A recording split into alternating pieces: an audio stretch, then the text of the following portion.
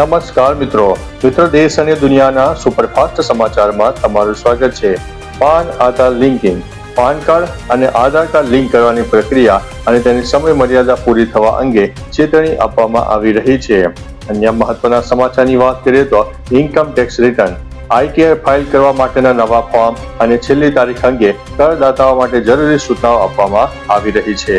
અન્ય મહત્વના સમાચારની વાત કરીએ તો નવી ટ્રેનોની જાહેરાત ઉનાળાની રજાઓ અને તહેવારોને ધ્યાનમાં રાખીને સ્પેશિયલ ટ્રેનો દોડાવવાની જાહેરાત કરવામાં આવી છે। ત્યારે મિત્રો આગળ વાત કરીશું ટ્રેન ટિકિટના નિયમોની।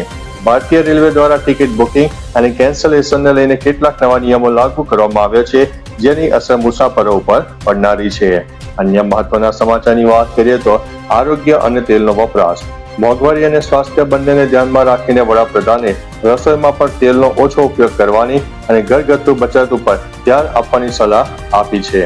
અન્ય મહત્વના સમાચારની વાત કરીએ તો નવો સરપ્રાઇઝ ગિફ્ટ પ્રોગ્રામ ચેનલ દ્વારા એક પ્રશ્ન પૂછવામાં આવ્યો કે ભારતની રાજધાની કોલકાતાથી દિલ્હી કયા વર્ષમાં ખસેડવામાં આવી। આ પ્રશ્નનો સાચો જવાબ આપનાર નસીબદાર વિજેતાઓને ગિફ્ટ આપવાની જાહેરાત કરવામાં આવી હતી।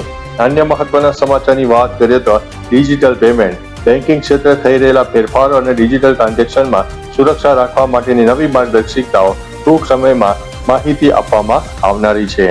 અન્ય મહત્વના સમાચારની વાત કરીએ તો ઇલેક્ટ્રિક વાહનો ઉપર ભાર વડાપ્રધાને જે રીતે પેટ્રોલ ડીઝલનો વપરાશ ઘટાડવાની જાહેરાત કરી છે, તેની સાથે જ પર્યાવરણ અને આર્થિક બચત માટે ઇલેક્ટ્રિક વાહનોના ઉપયોગને પ્રોત્સાહન આપવા અંગેની ચર્ચા પણ કરવામાં આવી છે।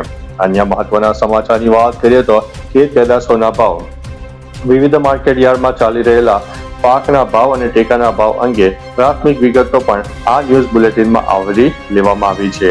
અન્ય મહત્વના સમાચારની વાત કરીએ તો પીએમ કિસાન યોજનાની વિડીયોમાં પીએમ કિસાન સન્માન નિધિના આગામી હપ્તાને લઈને મહત્વની અપડેટ આપવામાં આવી છે, જેમાં ખેડૂતોને તેમના ખાતામાં જમા થનારી રકમ અંગે જાણકારી અપાઈ છે।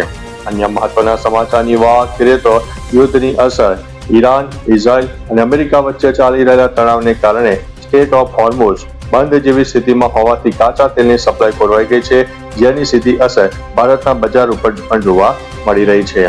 અન્ય મહત્વના સમાચારની વાત કરીએ તો ઓનલાઈન ક્લાસ ટ્રાન્સપોર્ટેશન અને અન્ય વ્યવસ્થાઓ પર ભારણ ઘટાડવા માટે વડાપ્રધાને શાળાઓને શક્ય હોય ત્યાં સુધી ઓનલાઈન શિક્ષણ આપવા ઉપર ભાર મૂક્યો છે। તો ચાલો મિત્રો, ફરીથી દેશ અને દુનિયાના સુપરફાસ્ટ સમાચાર લઈને મળતા રહીશું। ત્યાં સુધી અમને રજા આપશો। નમસ્તે।